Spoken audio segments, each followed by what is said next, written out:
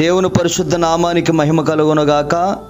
సర్వోన్నతుని కృప అనే కార్యక్రమాన్ని వీక్షిస్తూ దేవుని మాటలు ఆలకిస్తున్న మీ అందరికీ నా హృదయపూర్వక వందనాలు, శుభాలు తెలియజేస్తున్నాను.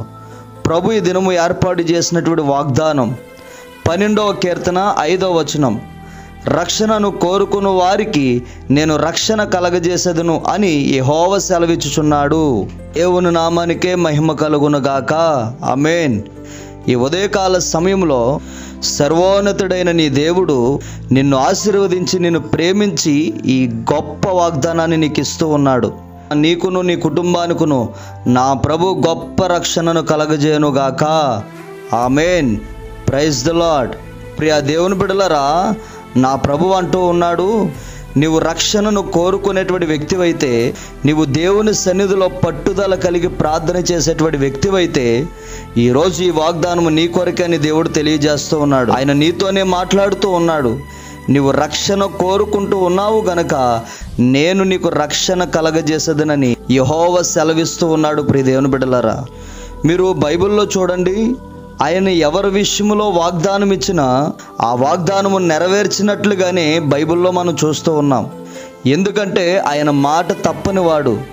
ఈరోజు నువ్వు ఏ విషయంలో తండ్రి నువ్వు నన్ను రక్షించని నువ్వు ప్రార్థిస్తున్నావో జ్ఞాపకం చేసుకో. ప్రియ దేవుని బిడ్డలారా, ఒక విషయాన్ని గుర్తుపెట్టుకోండి, ఆయనను నిజముగా ప్రార్థించే వారికి, ఆయనను నిజముగా ఆరాధించే వారికి, ఆయనకు నిజముగా మొర్రపెట్టు వారికి సమీపమై ఉంటానని దేవుడు సెలవిస్తూ ఉన్నాడు.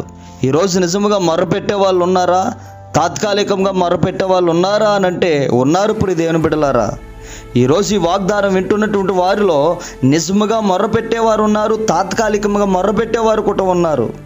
వారితోనే దేవుడు మాట్లాడుతూ ఉన్నాడు. నేను మిమ్మల్ని రక్షిస్తానంటూ ఉన్నాడు. ప్రియ దేవుని బిడ్డలారా, ప్రతిదినము దేవునికి మొర్రపెట్టే వారిని నేను రక్షిస్తాను అంటూ ఉన్నాడు.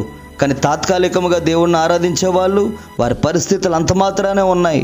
వారికి కలిగినటువంటి ప్రతి ఆటంకాలు కూడా వారిని వెంటాడుతూనే ఉన్నాయి. ప్రియ దేవుని బిడ్డలారా, ఎందుకు వారి జీవితంలో ఆటంకాలు వెంటాడుతూ ఉన్నాయనంటే తాత్కాలికమైనటువంటి ప్రార్థన, దేవుని సన్నిధిలో నిజముగా మొర్ర పెట్టలేకపోవడం వలన.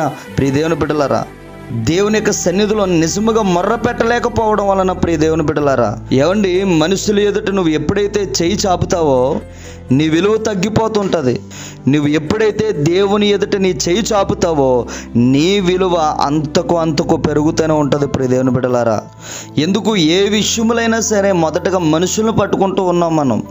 ధనం విషయంలోనో, కోర్టు కేసు విషయంలోనో, పరిస్థితుల గురించనో, బిడ్డల గురించనో, ఉద్యోగాల గురించనో, ఈరోజు మొదలుకొని మొదటగా నువ్వు దేవుడిని అడగడం మొదలుపెట్టు. ప్రియ దేవుని బిడ్డలారా, నీ జీవితంలో నిద్ర మానుకొని ప్రార్థన చేయడం మొదలు పెడితే, ఎవరి జీవితంలో అయితే కొన్ని త్యాగాలు దేవుని విషయంలో చేస్తారో, నిద్రను మానుకొని, ఉద్యోగాలు మానుకొని, పనిపాటులు మానుకొని, ప్రియ దేవుని బిడ్డలారా, ఒక దినము దేవుని యొక్క సన్నిధిలో గడుపుతారో వారికి రక్షణ కలగజేస్తాడంట. ప్రియ దేవుని బిడ్డలారా, ప్రతిరోజు కష్టపడుతున్నాం, ప్రతిరోజు ఉద్యోగానికి వెళ్తున్నాం, కానీ దేవునికి మాత్రం సమయాన్ని ఇవ్వలేకపోతున్నాం. ఒకరోజు నీ యొక్క పనిని మానుకొని, నీ ఉద్యోగాన్ని మానుకొని దేవుని సన్నిధిలో ఒక దినము ప్రార్థన చేయి. నీకు కలిగినటువంటి ప్రతి సమస్య కూడా నా ప్రభు తుడిచివేస్తాడు. ప్రియ దేవుని బిడ్డలారా, ఎవరైతే తనకు తను తగ్గించుకొని ప్రార్థన చేస్తారో దేవుడు వారిని హెచ్చింపజేస్తాడట. వారిని రక్షించడానికి కూడా ఆయన సిద్ధమై ఉన్నాడు. దేవుని బిడ్డలారా,